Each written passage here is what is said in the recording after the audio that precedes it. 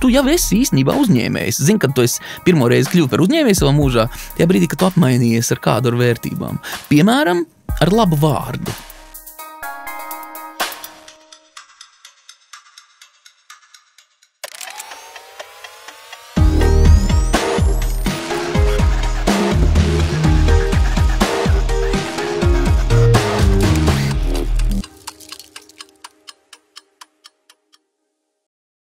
Labdien, jūs atrodaties Tavas darīšanas raidierakstā.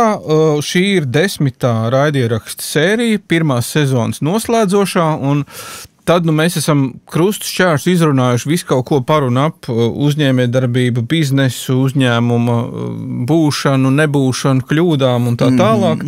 Tātad mēs īsumā atgādināšu iesākām šo sezonu ar sarunu par to, kas ir uzņēmējs, kā vispār būt par uzņēmēju. Tad mēs runājam par to, kā kļūt par uzņēmēju, restīvi vairāk pievēršot uzmanību tieši biznesa sākuma posmam. Tad mēs runājam par finansējumu, kur dabūt naudu, par mērķiem runājām, par to, kā būtu pareizi noteikt produktu vai pakalpojumu cenu, par vērtību, par mārketingu bija mums atsevišķa sērija, par pārdošanu, par zīmolu un komunikāciju, un tad 9. iepriekšējā proti sērija bija veltīta uzņēmuma izaugsmai un attīstībai. Nu, sākam no jauna. Sākam no jauna, jā. Kas tas ir būt uzņēmējiem? Nē, bet iepriekšējā sērijā man šķiet, Jāni, tu ļoti iedeva tādu interesantu salīdzinājumu un kaut kādā ziņā trāpīgu uzņēmumam salīdzinot viņu ar dzīvu organismu, tātad zinām, korporatīvās evolūcijas teoriju pat izvirzīja, kur mēs runājam arī par uzņēmumu nāvi un paradīzi iespējamo. Un man ir tāda sajūta, ka pēc visu šī, ko mēs esam te izrunājuši, vispār neveidot uzņēmumu, tas būtu tā kā mazliet grēks. Tas būtu, to nedrīkst. Īstenībā, tu esi uztrāpījis naglai tieši gals, jo es ceru, ka cilvēki, kas tagad būs paklausījušies, ka viņi izdomās, ka, tiešām grēks ir nemēģināt. Jā, bet vai vēl kaut kas tomēr mums nav palicis ārpus mūsu asredzīgā skata, ārpus tava asredzīgā skata? Man arī patīk mūsu iepriekšējā tēma par attīstību, jo attīstība ir kaut kas tāds, kas ir grūti notverams, vai ne? Tas ir vairāk tāds process kopums. Un tad ir... Man diezgan bieži cilvēki jautā, ja tev nekas nav jāzina, ja tev nekas nav jāprot, ja tev nav jābūt nekādai idejai, ja tev īsti nekam vispār nav jābūt. Kā tu to parasti saki? Bet tā arī ir, bet es vēl, protams, uzskatu. Tad viņi jautā, bet tad kas tad atšķir to uzņēmēju no tā parastā cilvēka, vai vispār kaut kas ir? Tad es teiktu, tas iespējams ir prāta stāvoklis, tas ir mindsets, vai ne? Tas ir latviešu valodā tulko kā prāta stāvokli, bet atkal jau ar to nepiedzimst. To iegūst.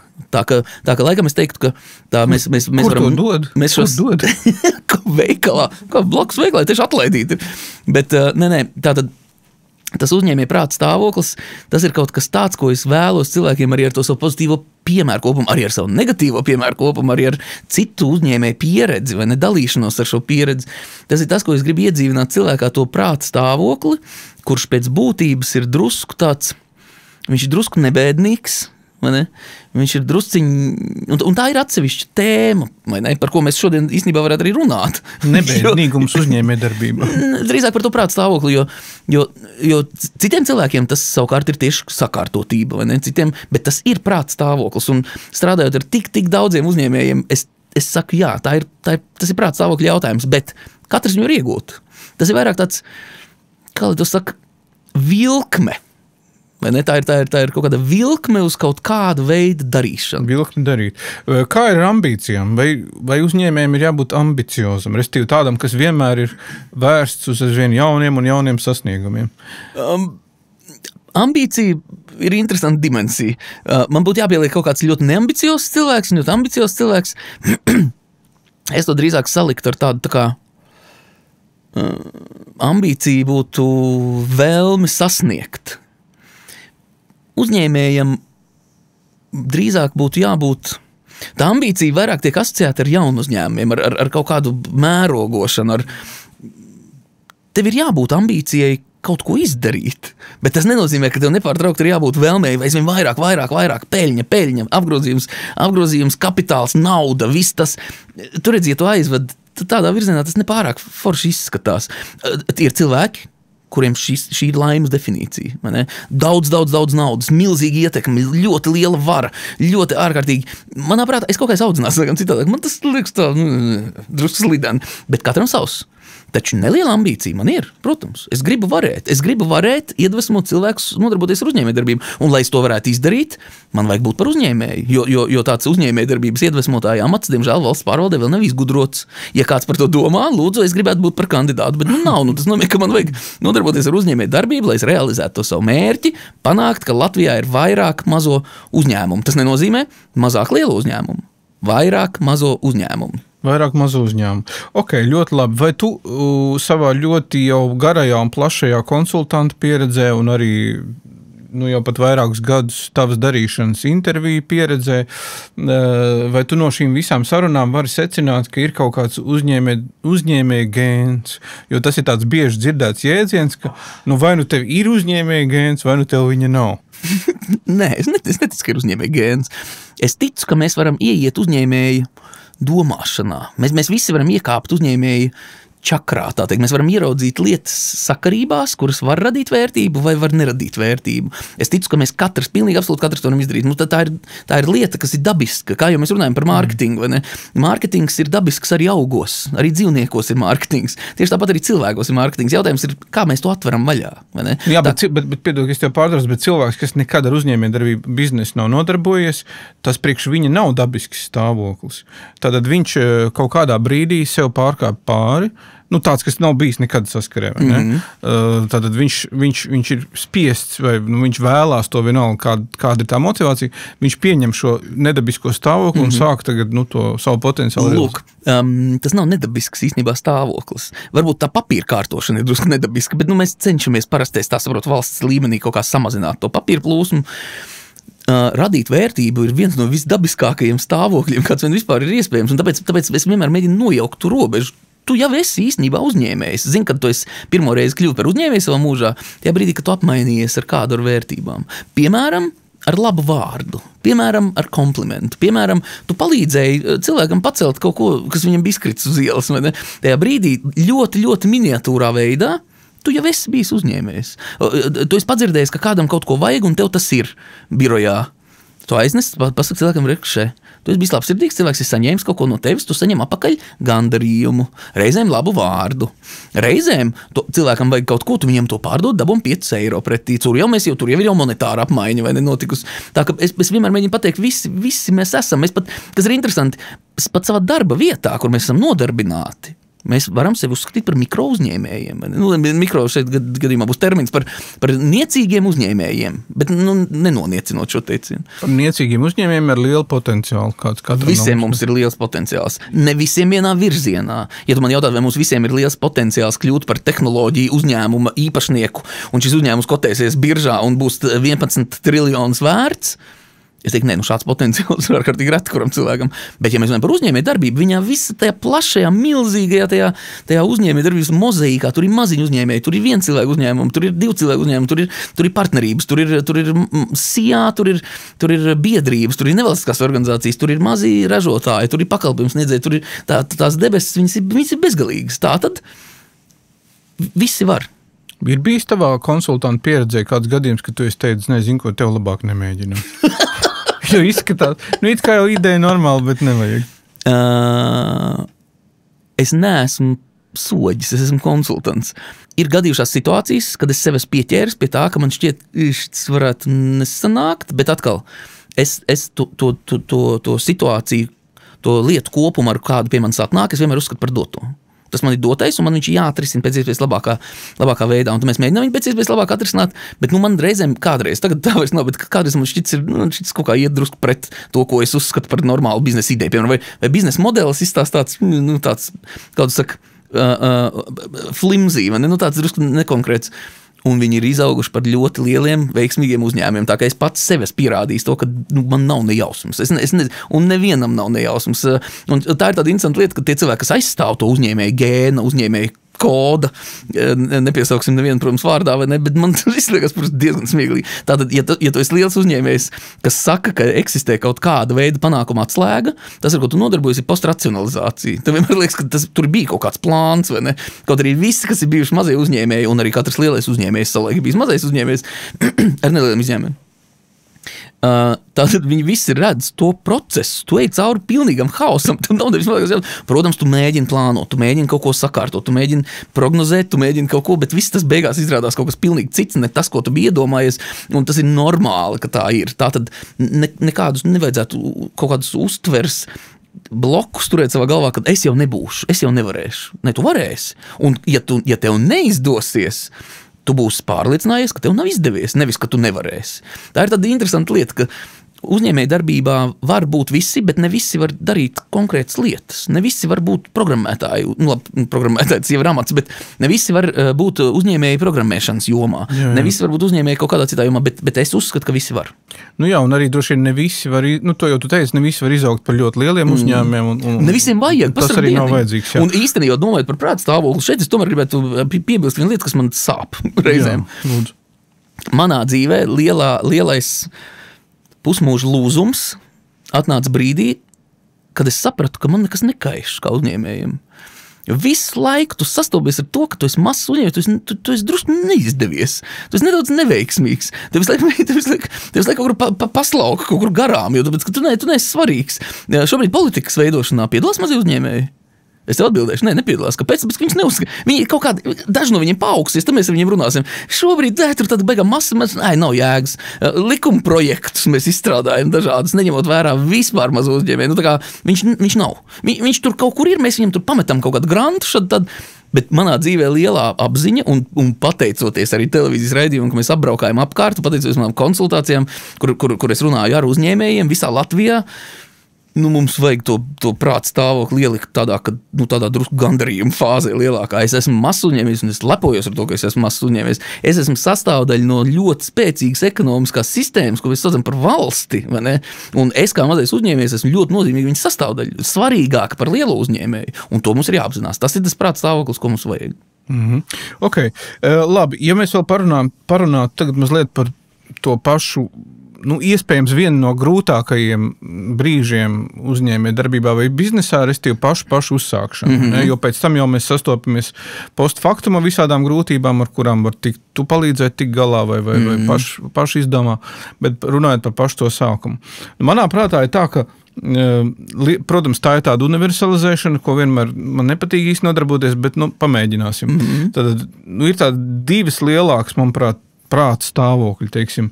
Viens ir tas ļoti racionālais, kuram ir tieksme sistematizēt, dekonstruēt, tad sadalīt visu pa kaut kādiem gabaliņiem. Lai saprastu. Lai mazinātu riskus. Jā, mazināt riskus, pēc tam to visu liekot kopā, uzmanīgi, stratēģijas domāt, plānot un tā tālāk. Tāda ļoti racionāla pieeja. Un otru varētu, es nezinu, kā to nosaukt, pat tādu romantisku ideālistu pieeju, vai ne? Apmēram tādu, ka... Tu ar pirmo tu sevi aprakstīji. Ka gan jau viss būs, jā. Viss būs normāli, viss būs kārtībā, mēs izdomāsim, visu atrisināsim.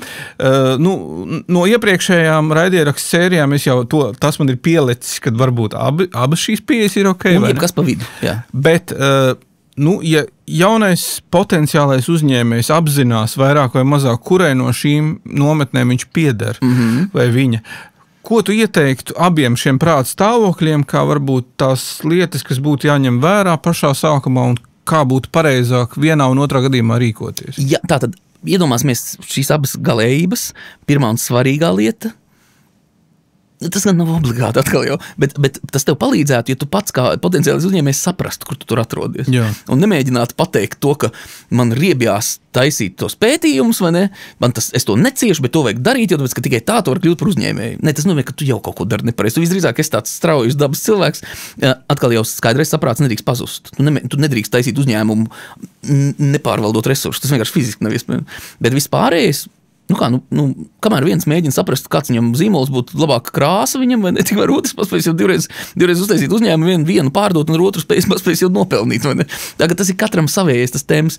Svarīgi būtu mēģināt saprast savu tēmu laicīgi. Tad viens ir temps, svarīgi saprast. Ja temps, uzņēmība pret risku, pilnīgi noteikti ir svarīga lieta saprast savu uzņēmību pret risku. Ja tu esi bailīgs uzņēmējs vai bailīgs cilvēks, kas grib kļūt par uzņēmēju, tātad, kas grib kļūt par juridisku personu, ir labi, ka tā īstenībā, jo tas nozīmē, ka iespējams, ka tev ir lielāka statistiskā iespējamība ātrāk veikties, jo tu būsi apzinājis riska faktorus. Vai tā es iesaku darīt cilvēkiem savukārt, kas ir steidzīgas dabas un kuriem ļoti nepatīk administrēšana, bet viņi ļoti labi var ieraudzīt lietas, ko tu var paņemt un pievienot viņam vērtību. Tiem cilvēkiem nevajag ar to nodarboties. Tā ir tāda spēšana saprast, kāda ir tava riska uzņēmība un darīšana sev līdzi, darīšana sev par rokai, kaut kā tā es varu teikt. Kas vēl? Ko es varu teikt tā? Tam prāta stāvoklim vajadzētu mēģināt. Nevienmēr tas izdodas, bet mēģināt nenocietināt sevi. Prāta stāvoklim ir jābūt tādam, ka, labi, ir jaunas lietas, es saprotu. Man nav laika par viņām domāt. Tagad man ir laiks par viņām domāt. Vai, piemēram, kāds saka, nenocietināt sev pret jauno, jo tāpēc, kad Rainis ir teicis, ka pastāvēs, kas mainīsies, es neesmu labs ar citātiem, bet tā ir absolūta patiesība īpaši mūsdienu mainīgajā vidē. Vajag mēģināt saprast, te kaut kas jauns nāk, vai es šito varu paņemt, vai es šito nevaru. Ja es nevaru, būtu baigi labi mēģināt no savu prāta mēģināt to izdzīt laukā, jo tāpēc, ka tas viss to es atlicis. Ir cilvēki, kas mēģina visu kaut kādas 5 idejas vienlaicīgi realizēt. Tad man jāsaka, tas ir distraction. Tas ir kaut kas tāds, kas tev novērš uzmanību. Mēģini, un es esmu tīrs tāds distraction cilvēks, man baigi visu laiku kaut kas novērš uzmanību. Un tad es mēģinu to apzināties, tas ir meditācijas treniņš, es to apzinos. Sliktākajā gadījumā, labākajā gadījumā es to pierakstu. Sliktākajā gadījumā tas man muļājās pa galvu, kamēr es vai to aizmirstu, vai es to pierakstu. Tā ir strādāšana ar sevi, un nevajag kļūt par čaumalu. Nevajag teikt, šis ir tas, kas strādā, šis ir labi, šis aizies. Atnāks tirgus pārmaiņas, un viņas tev apēdīs. Bet nenocietināties lielā mērā, tas ir saistīts ar to, ka ir jāsarunājās arī, vai ne? Ir kaut kāda interakcija vajadzīga. Jā, to jau tā ir mūsu tāda nacionālā problēma. Mēs esam viensētnieki. Man vienmēr ir ieteikums, runājiet, un šobrīd man ļoti sāpīgi liekas tas, ka reģionos šobrīd ir apgrūtināta iespēja tiem jauniem uzņēmējiem sanākt kopā, bet jauniem potenciāliem uzņēmējiem, bet tur es laikam redzu arī pats drusku savu personīgu misiju, kaut kā izdarīt tā, lai tas būtu iespējams, jo kādreiz to nodrošināja biznesa inkubātori, tagad tāda departamenta vairs nav, un tāpēc man arī laukos bieži vien tā sāpe ir tā, ka tie uzņēmēji saka, ka īstenībā tas pirmais process, tas pats sākums, tā mindset, tā izveidošana kritiski svarīgi bija tieši tāpēc, ka mēs tur bijām vairāki kopā. Mēs tur drusku neviens jau nesaprot, ko darīt, tad tu parunājies, kaut kādu tur izlabo kaut kādu kļūdu un tā tālāk. Un rīdzniekiem tas bieži vien nemaz neienāk prātā, jo tu to dari ikdienā uz ielas.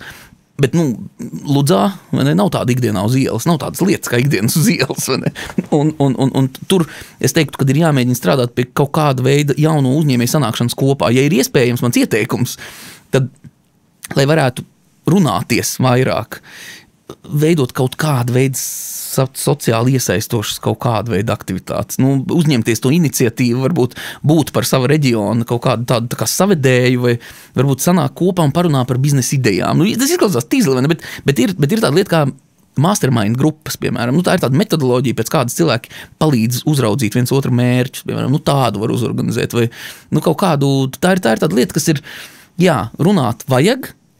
Mums ir problemātiski to darīt pirmkārt, tāpēc, ka mums psiholoģija tāda ir, un otrkārt, tāpēc, ka mūsu sistēma tāda ir. Mēs esam viensētieki ne tikai galvā, bet arī rīcībā. Jā. Vispār tā sociāla aktivitāte, jo īstenībā tas nav tikai uzņēmējdarbības jautājums, tas ir tāds arī plašāks jautājums, kas mums ļoti pietrūkst, jo cilvēki vienkārši bieži vien nav ieinteresēti. Tur viņi var kaut ko kritizēt, bet viņi nav ieinteresēti kaut ko, varbūt, ka var pats arī izmainīt. Man kā es to redzu, bet ar varu tu neiemācīs.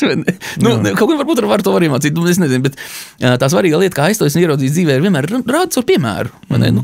Reku, tu tur esi, es tur esmu. Reku, mēs esam 3 cilvēki drusku traki, savākušies kopā, mēs esam kaut kā, tajā brīdī jau tu caur, es jau saprotu, ka lielākā daļa ir tendence norobežoties, bet, ja tu ieraugi to, ka varbūt, ka otrā dārzā tā zāle varbūt ir drusku zaļāka, varbūt man aiziet kādreiz ārā uz ielas, vai ne? Varbūt man painteresēties kādreiz par kaut kādu pasākumu, varbūt man kaut ko, un es to redzu tikai tā izdarām, nekā citādāk. Tas nenotiks mans dzīves laikā, bet es būšu ielicis kaut kādas pamatiņus, drusciņos, īstenībā es ielicis kaut kādas drusku pamatiņus tajā, lai mēs kļūtu par labākiem cilvēkiem. Tā ir viena lieta, neskatāmies lūdzu to Lietuvu un Igauniju tik daudz. Nevajag, mēs esam vislabākie, mums nav nekā cita, vai ne? Citādāk visu laiku tāds, mēs tur iepaliekam, mēs tur kaut ko, un tagad šitā skatoties un raudot, vai ne, mēs tagad viņus apsteigsim. Nē.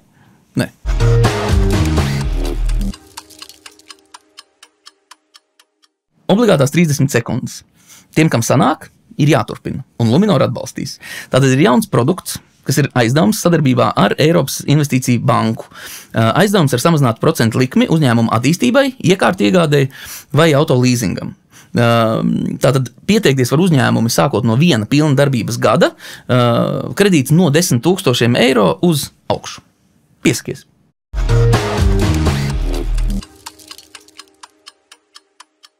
Vai ir kaut kādas mūsdienu jauno uzņēmēju iesācēju izplatītākās problēmas, ar kurām tu saskaries kā konsultants?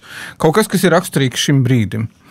Šī brīža uzņēmējdarbības uzsācēja lielākās problēmas. Ja? Man ir obligāti jāiepina mākslīgais intelekts iekšā. Es neesmu labs promptētājs īstenībā mākslīgam intelektam, bet es cenšos apgūt. Ne, varbūt tu esi kaut ko pamanījis, ka pie tevis cilvēki nāk kaut līdzīgiem kaut kādiem jautājumiem vai līdzīgām problēmām. Zini, kā ir, jā. Es teiktu, ka tagad laikam tā raksturīga iezīme potenciālajiem un pavisam jaunajiem uzņēmējiem ir tas, ka mēs dzīvojam laikmetā, kurā ir vissadrumstalotākās izvēles iespējams. Tāds laiks nekad nav bijis. Tātad mums ir visvairāk kanālu izplatīšanas, visvairāk komunikācijas kanālu, mums ir visvairāk iespēju zīmoloties, runāt par sevi, ražot, veidi, kā ražot, ir kļuvuši ārkārtīgi daudz, ir ārpakalpojumi, mēs paši varam ražot, mēs varam pasūtīt no ārzemēm, mēs varam specifikācijas sūtīt vispār kādam citam, tas iespējamo izvēļu daudzums šobrīd ir tik liels, ka ļoti daudz uzņēmēju apjūg. Tas nozīmē tikai to, ka tev jābūt ļoti strikti skaidri pašam, ko es darīšu, kāpēc tā. Vai arī drīzāk ir jāsaīsina laiks starp alternatīvu identificēšanu un izvēles izdarīšanu. Jo tas paralēli. Vienkārši jānoliek sev kaut kāds deadlines. Jā, līdz tam. Mēs šitā kā arī strādājam ar maniem uzņēmēju partneriem. Tev ir jāsaprot, ka izvēles neizdarīšana arī ir izvēle. Vienkārši tu viņu neesi apzināti veicis. Un tā ir tik interesanta lieta, ka tev ir jāsaprot, ka tev izvēles eksistē, bet tas ir praktisks ieteikums. Tātad komandās vai arī kaut vai pats ar sevi var to darīt. Tātad iedomājamies, ka mums ir vairākas izvēles, iet tirgot savu preci savā veikalā vai taisīt Etsy kontu. Piemēram, šās gan ir diezgan tāda nozīmīga atšķirīgas izvēles, bet pieņemsim, ka ir šādas izvēles. Tā svarīgā lieta, ko saprast, ir paņem tajā brīdī tādu tā kā čujs, ņuks un poņi, lūdzu aizmirstam šos 3 vārdus, ir ļauni vārdi, bet paņemam tādu tā kā čujņiku, paņemam tādu sajūtiņu par izvēlēm, un piemēram ir 3. Veikals, Etsy, savs internetu veikals. Un atzīmēm kalendārā, ka līdz šai piekdienai šim lēmumam ir jābūt izdarītam, bet lēmumu neizdarīšanas gadījumā būs lēmums A. Būs Etsy. Un tas ir tiešām praktisks, pragmatisks ieteikums. Citādi mēs vispār nesāksim pārdot. Citādi mēs vispār neiesim uz priekšu. Un tas veids, kā tu pats sevi dzeni visu laiku uz priekšu. Un tavā gadījumā, protams, tas laiks būtu ilgāks iespējams. Es vēl pēc mēneša, es nebūšu izdomājis, es padomāšu vēl drusku. Vēl pānot. Bet tas nozīmē, ka tie, kas nonāk pie tevis, ja tā problēma ir tāda, saistīta ar izvēlēm, tad lielā mērā tavu misija ir palīdzēt izvēlēties. Jā, mana kā konsultanta uzdevums ir ilustrēt, tātad izgaismot izvēles un palīdzēt izvēlēties. Tieši tā. Vienkārši reizēm cilvēks nezina, ka viņam eksistē kaut kādas izvēles. Reizēm cilvēks nezina, ka viņam šajā jomā vispār piemīt izvēļu kaut kādu iespēju. Tajā brīdī viņš dara visu laiku kaut ko, un viņam nesanāk, un viņš klūp, un izrādās, ka bāc, te blakus varēja iet un darīt pilnīgi daudz reizes labāk. Atkal jau tipiskākais gadījums ir, mēs tirgojam preci zem tirgus cenas, bet neviens viņu nepērk. Tas ir tik ārkārtīgi vienkārši risinājums. Pacelt cenu līdz tirgus cenai, atlikumu iegūt pārdošanā. Tas ir viss, kas ir vajadzīgs. Reizēm tas ir viss, kas ir vajadzīgs. Un tur jau arī tas joks, protams, mans uzdevums ir spēt identificēt, kāds cilvēka tips tas ir, spēt saprast. Mums jau nav daudz laika arī dot parasti konsultācijai, bet es mēģinu kā piemeklēt to risinājumu, kas būtu labāks. Bet jā, tas ir tāds tā kā izvēļu ilustrēšana, problēmas ilustrēšana un risinājumu tā kā virzīšana, kaut kā tā es varētu teikt. Jāni, bet ir vēl viena lieta, par ko mēs neesam tā pārāk daudz runājuši, ka bieži vien uzņēmumam ir visādas problēmas, pie kurām ir vainīgi dažādi ārēji apstākļi. Bieži vien. Gan arī praktiski katru dienu tas notiek. Jo, taču tas ir normāli. Visu laiku ir kaut kas man neļauj attīstīties. Jā, un zini, kas tas ir? Sprunguļi riteņos tie ir. Tā ir tava domāšana, tas ir arī tavs mindsets, tas ir tavs prāta stāvoklis, kas tev neļauj attīstīties. Tā ir tik interesanta īstenībā lieta. Man ir piemērs par internalizēšanu, eksternalizēšanu. Iedomājies, tu ej pa ielu pēc lietus.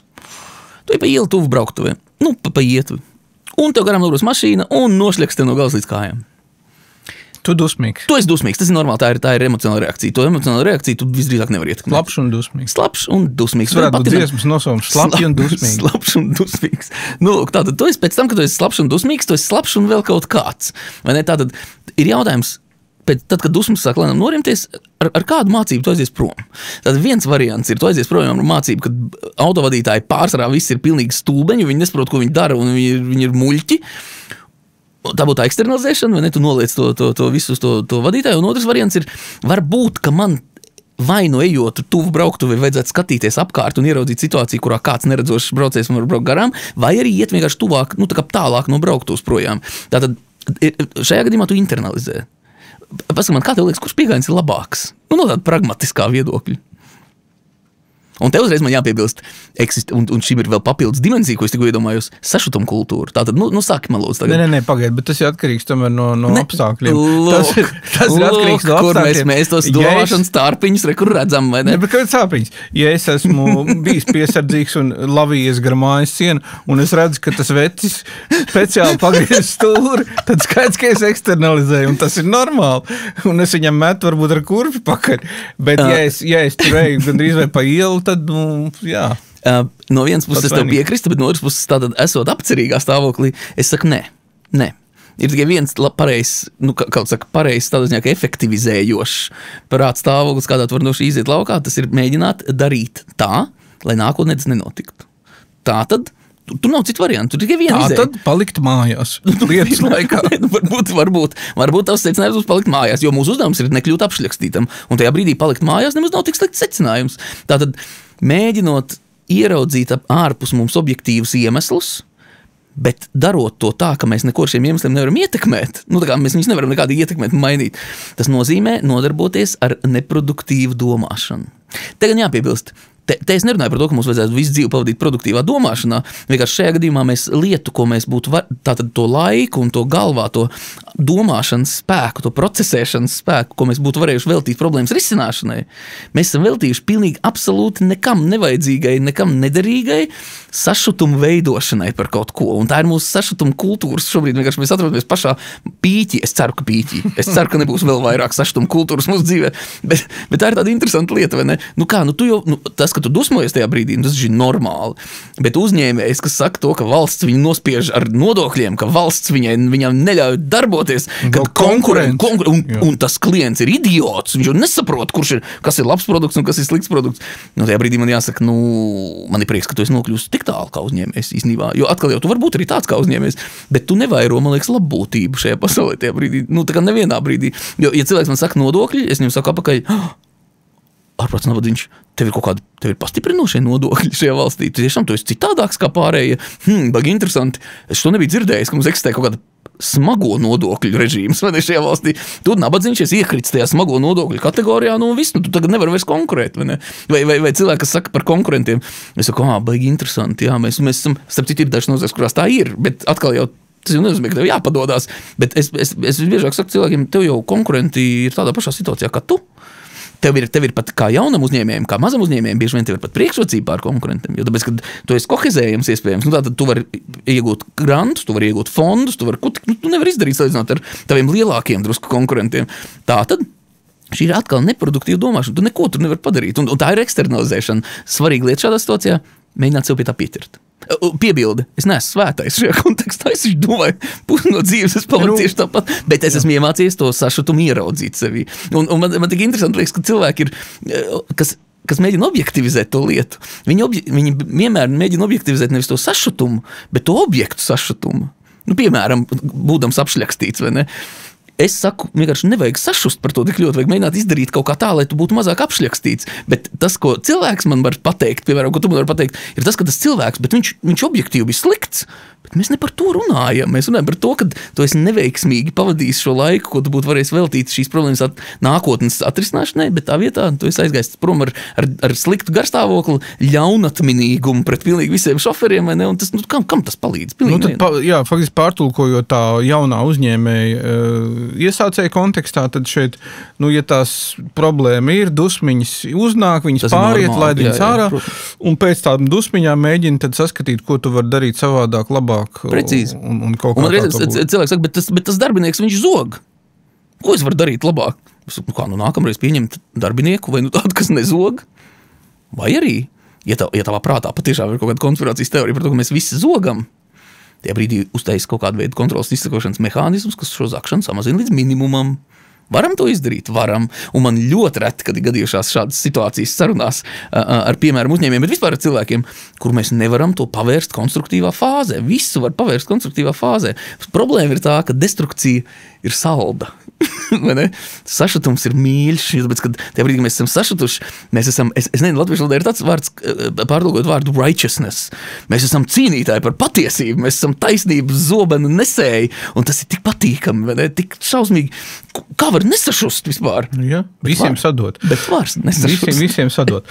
Bet skatoties jau varbūt mazliet ar vienu aci uz priekšu, ka ir tāda sajūta, ka mēs tagad patiešām esam izrunājuši pilnīgi visu, bet klausoties šo tavu visai garo monologu, man sāk nākt prātā, ka var taču būt konkrētas situācijas, kurās ir šī līga notikusi, un uzņēmējiem šķiet, ka tas ir pilnīgi nepārvarams šķērslis un cauri, bet varbūt, ka mēs varam šādas situācijas nākotnē parisināt un paskatīties, ko tad konkrēti šajā brīdī vajadzētu darīt. Un ja kādam patiesībā sakot, ir padomā, ko viņš gribētu dzirdēt, konsultanta, pasniedzēja, vai nu mani var sameklēt, vai intervētāja Jāņa Kļaviņa versija par to, kā ar šo problēmu tik galā, tad varbūt viņš var uzrakstīt. Pilnīgi noteikti konti, taču mums ir tava darīšana, un es esmu Jānis Kļaviņš, man gan ir grūti atrast, jo Jāņa Kļaviņa ir ļoti daudz, un es sociālos mēdījos, es pilnīgi godīgi atzīšos, es īsti nelīdz galam māku lietot, bet man konti ir tā, ka man var sameklēt, un es reiz varu teikt,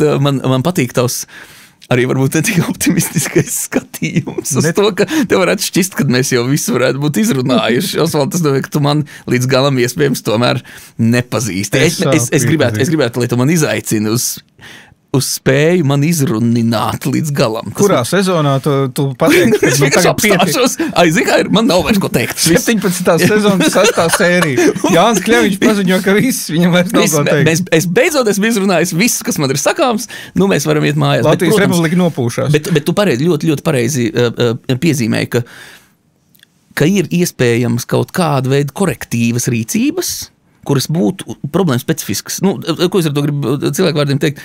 Es nevaru publiski konsultēt, jo es to esmu šad tad mēģinājis izdarīt, un tad, diemžēl, bet tas sliktais atlikums ir tas, ka kāds to klausoties ir iedomājies kā padomu. Un man ir gadījušās situācijas, kad tas arī tiek tālāk dots kā padoms, bet tas bija padoms tieši tev tavā situācijā, un citam viņš ir kaitējošs tas padoms. Bet šāda veida kaut kādas izolētas situācijas, protams, ko darīt ar nodokļu maksāšanu šajā valstī? Jā, teorētiski tu var runāt. Bet, Klau, lai mēs nelaustu tradīciju, mums ir arī jāapskata kāda grāmata, ko iesaka šajā pēdējā šīs sezonas sērijā. Tātad, varētu likties, ka te nav ko lasīt par šo tēmu. Vai arī nav ko, vai arī jālasa pilnīgi viss? Nē, tātad, man cilvēki mēdz pārmest pārāk lielu pozitīvismu par dzīvi. Te man jāpiebilst, es neesmu visu laiku pozitīvs. Man ir diezgan smags depresīvs periods. Es esmu sarkastisks, piemēram, man ļoti, ierakstīsim vienu varbūt sēriju, ka tev ir tāds. Tas būtu interesanti pārmaiņa. Viena naida sērija ar Jāni Kļaviņu. Ārprāts, ko viņi vispār stulbi? Kas tā ir pa valsts, kurā mēs dzīvojam? Uzņēmējdarbība, šitā ir uzņēmējdarbība, tev uzņēmējdarbība, nekā. Labi, bet tagad atpakaļ. Drūmā sērija. Nē, es neesmu pārāk pozitīvs. Varbūt tev jau tas zināms, bet cilvēkiem, kas varbūt skatās un klausās, es esmu visparastākais cilvēks, visparastākajā vietā, visparastākajā veidā. Bet kā Karlsons, tā sākās Karlsons ar šādiem vārdiem. Jā? Es nezināju. Bet lūk, tātad viena grāmata, ko es varētu ieteikt domāt par prātstāvokli, ja mums viss liekas slikti, vai nē, ja mums viss liekas slikti, tad vajag drusku varbūt cits metods, bet ja mums šķiet, kad dzīvē sāk pazust, viss ir slikti un viss ir hauss un neko vairs nevar saprast.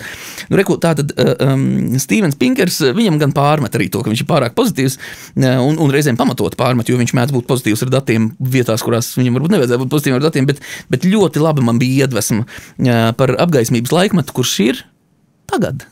Izrādās. Jā. Mēs dzīvojam apgaismības laikmetā. Kas to būtu domājis? Ir ieradis domāt, ka tas ir jau pagājis laikmets. Nabadzība tik zema nav bijusi nekad.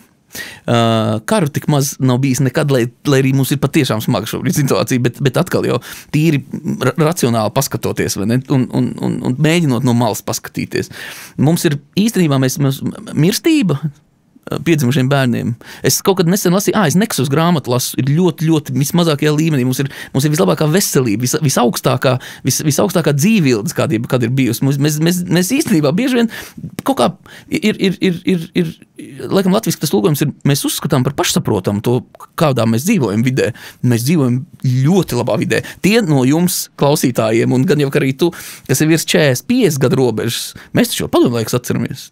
Jāni, mēģināsim tagad parunāt par tādu iespēju, tādu projekciju nākotnē, ka tu jau esi atvēris savu daudz pieminēto restorānu, par ko mēs esam dzirdējuši. Es tomēr gribētu teikt, viņš ir tevis daudz pieminēts. Es vēl neesmu tik ļoti pārliecināts, ka viņš būs. Bet tā kā mēģināsim savilkt kopā visu to, ko mēs iepriekš esam runājuši, un tos galvenos ieteikumus vēlreiz uzsvērt. Kā kaut kādu manu plānu rīcības. Jā, tavs rīcības plāns, tad tev ir skaidrs, ka tev būs restorāns Cēsīs, brīnišķīgā vietā. Mēs sākām runāt par to pirmajās sērijās, kā kļūt par uzņēmēju un kā būt pašā sākumā. Tad, kas ir tev svarīgi? Tev ir, protams, uzņēmējdarbības pieredze, bet abstrahējoties no tās mazliet, kas tev ir svarīgi pašā šī restorāna sākuma posmā? Tātad, es domāju par to, ko mēs runājam, es varētu būt, ka pieminēšu kaut ko mēs neesam pirms tam runājuši, varbūt, ka es kaut ko izlaidīšu. Tā, kad pasako līdzi, tātad es izstāstīšu savējo gaitu līdz atvērtam restorānu. Jā.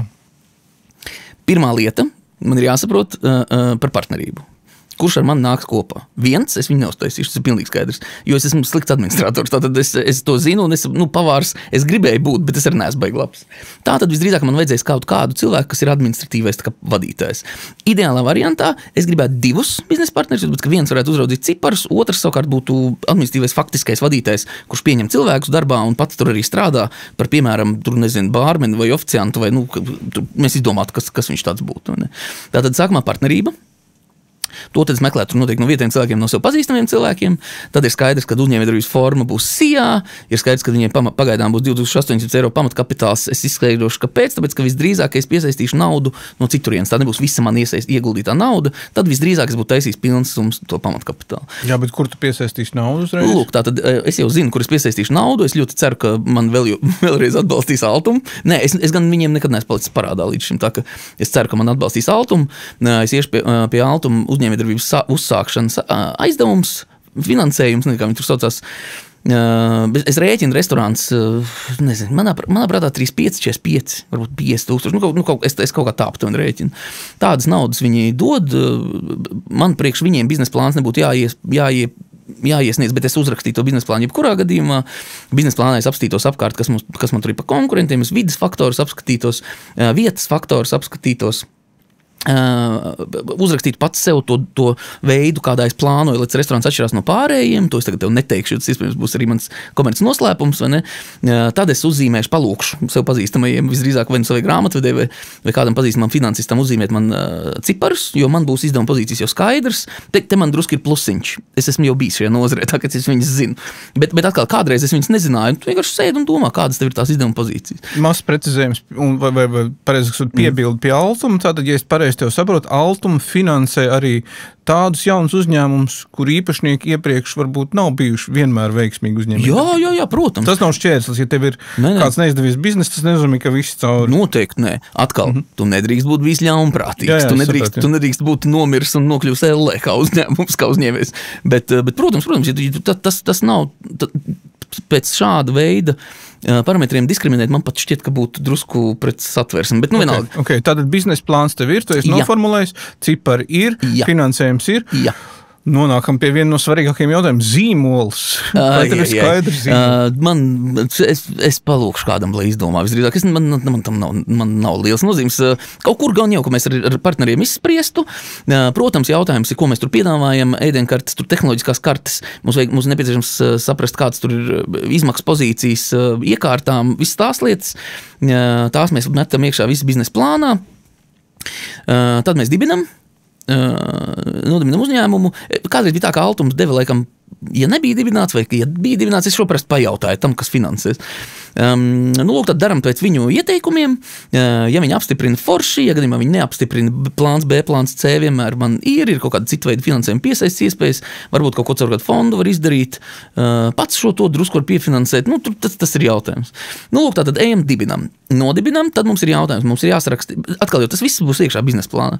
Mums jāsaraksta, cik mums vajag cilvēkus, kādās pozīcijās, kādas mums vajag apgrozāmus līdzekļus, kādas mums vajag sākumā uzkrājumus. Krājumiem ir jābūt pietiekamiem, jo mums sākumā ir jātestē, mums tur sākumā ir jādara viss kaut kas, lai mēs zinām, ka tie ēdieni ir tādi, kādus es viņus gribu. Tajā brīdī tas vairs neesmu es, kas viņus grib, kādus uzņēmumus grib, kādus mēs redzam, ka būtu vērts dot cilvēkiem ēst. Šajā gadījumā man ir vienkāršāk varbūt nekā citiem uzņēmumiem, jo es pats esmu savu mērķa auditoriju, tātad kā mums pašiem patīk, tā mēs varam taisīt. Pārdošana un komunikācija? Lūk, tātad, un tad ir jautājums, tas tam arī būtu jābūt iekšā biznesa plānā. Mans gadījums vienkārši, man pilsēta CS, mums ir sociālo mediju konti, karšu sistēmas, vietējie gidi, fiziskā vide.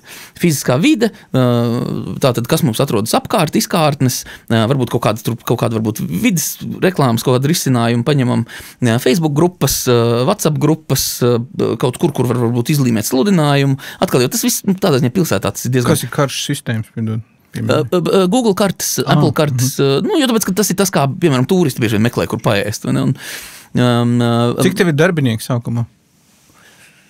Lai varētu normāli darboties ar normāliem darba laikiem, šajā gadījumā es tā domāju, ka ar kādiem 15 vajadzētu pietikt. 15? Vajadzētu Daudz. pietikt. Tas tev liekas daudz? Ne, es domāju 15 uz augšu visdrīzāk, bet... Labi, biznesa plāns kādam laikam tev ir? Es parasti izmantoju Altuma standartu 2 gadi. 2 gadi. Jā. Vai šajos 2 gados tev ir paredzēts kaut kāds izaugsmes posms, ja šie 2 gadi ir tā kā starts visi? Es parasti gribētu izdarīt tā, lai 2 gados es ieaugtu iekšā uzņēmuma plusā. Variants, ka es to restorānu varētu mēģināt mērogot, manā prātā īsti nav variants. Man nav tāds mērķis. Es gribu viņu uztaisīt tādu, lai viņš ir pelnošs, lai viņš ir vietējiem cilvēkiem patīkams, izmantots, lai cilvēki tur atgriežas un lai man pašam tur patiktu. Ideālā variantā es gribētu veicināt viņā iekšā kaut kādu veidu socializēšanās funkciju, kas man ir papildus tāda vēlmīte manā mūžā, bet viņa būs forši, nebūs, es arī baigi nebēdāšu. Brīnišķīgi, kad būs? Redzi, un tā ir tā interesanta lieta. Tu esi kaut kā paņēmis šo manējo to vēlmju formu, tādu izteicienu un pārvērts. Tu viņas iemiesojis jau pilnīgi. Es tā īsti godīgi sakot, es neesmu pārliecināts, ka būs. Kā neesmu pārliecināts, jo lēmums ir pieņemts? Nē, bet redzi, fakts, ka, un tas ir arī jautājums par to ambīciju. Jo, tas, ka man tagad jau galvā viss ir gatavs, nenozīmē, ka varbūt tas notiksies. Bet nē, es mēģināšu, es nezinu, skatīsimies. Tagad jau viss, tagad es visiem apsolījis, Latvija to ir dzirdējusi un brauks uz cēsīm meklēt. Viena ļoti svarīga lieta, ko es esmu novērojis cilvēkos, mums ir tendence, kā tu saka, pieķert pie vārda, vai kā piesaukt pie vārda. Turēt pie vārda. Nevajadzētu man tik ļoti turēt varbūt pie vārda par šo plānu, bet es ceru, ka varētu izdoties. Bet lai cik tu būtu milzīgs optimists, ko tu saredzi kā riskus šim savam plānam iecerēji? Cilvēki nenāks. Vienreiz ienāks atkal tas CS, vienreiz viss ienāks, bet jautājums, vai viņi nāks atkal, tas ir jautājums. Tie ir galvenie riski. To tu vari risināt? Un ir specifiski vēl ar pakalpojumu kvalitāti un ar regulāru kaut kādu veidu atjaunināšanu, lai būtu pievilcīgs vietējai auditorijai. Un šajā gadījumā man ir jāņem vērā specifiski biznesa vides apsvērumi, kuri ir specifiski cēsīm. Es domāju, varbūt ar daudzām mazām pilsētām piemītoši, kurus man ir jāņem vērā, lai es varētu palielināt iespējamību būt tur ilgtermiņā. Es viņus neatklāšu, tāpēc, ka tā ir, es par visu varu runāt, bet ir kaut kādas lietas, kur es ieraugu, ka manā prātā tai lietai ir vērtība, kura pazudīs tad, ja es sākšu ar viņu dalīties apkārt. Un, tur gan daudz lietas var izvilkt, un gan jau, kad klausītājs jau rūpīgāk ieklausīsies, es jau šīs lietas, kā atsevišķas problēmas bieži vien arī minu. Vienkārši ir tāds apsvērums vietējai biznesa videi, kurš man ir jāņem vērā, lai es palielinātu iespējamību nebankrotēt. Tas ir saistīts ar kapitāla plūsmām, tas saistīts ar to, kā ar kādām metodēm vietēji uzņēmēji taisa naudu, taisa peļņu, taisa savstarpējās attiecības, vai ne? Tā ir tāda man specifiska jau informācija. Nu labi, brīnišķīgi. Es domāju, ka šī ir ļoti jauka ceļa karte vismaz tiem, kas grib atvērt restorānus kā savus pirmos biznesus. Jā, lūdzu, un man pat liekas, caur konkurenci, jo mēs taisam tikai labāk pakalpojumu. Tikai un vienīgi tā, ka visi ir ārkārtīgi laipni aicināti izmantot šo manējo. Neko jūs tādu, īstenībā tā ir stratēģija, bet kā es to redzu, neko jūs tādu nepateicu. Tā ka, jā, svarīgākais tagad ir, lai ir ambīcija to realizēt. Jā, no ambīcijas es dzirdu, ka ir. Tā viņi izklausās. Atvadamies? Ne, pasakam tā, bet neatvadamies. Tiekamies jau visdrīzāk pēc sezonas. Varbūt cēsīs? Varbūt cēsīs, kas to zina? Šobrīd esam studijā Rīgā, bet kas to zina? Varbūt tiekamies studijā cēsīs. Jā. Paldies, Jāni. Paldies tev, Osvald. Tiekamies citu gadu. Tiekamies. Atā. Atā.